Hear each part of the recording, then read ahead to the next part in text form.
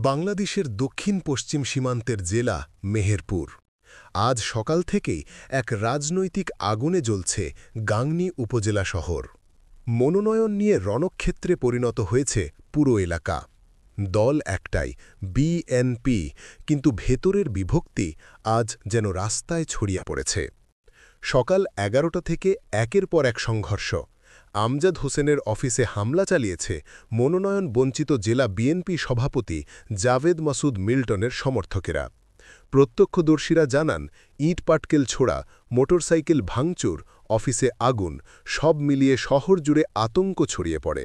গাংনী শহরের দোকানপাট বন্ধ, রাস্তায় কয়েক হাজার কর্মী, এক পক্ষ আমজাদ ভাই স্লোগানে, অন্য পক্ষ মিল্টন ভাই নাম ধরে হুঙ্কার দিচ্ছে। গত সোমবার বিএনপি মহাসচিব মির্জা ফখরুল ইসলাম আলমগীর যখন মেহেরপুর ২ আসনে আমজাদ হোসেনের নাম ঘোষণা করেন, ঠিক তখন থেকেই ক্ষোভে ফুঁসছিলেন মিল্টনের সমর্থকেরা। আজ সকালেই তারা দলীয় কার্যালয়ের সামনে প্রতিবাদ সমাবেশ করে।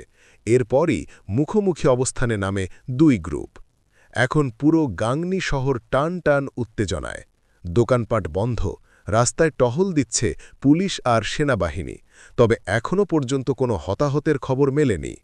কেউ বলছেন এটা মনোনয়ন রাজনীতির আগুন, আবার কেউ বলছেন নিজেদের হাতে নিজেদেরই ক্ষতি করছে বিএনপি।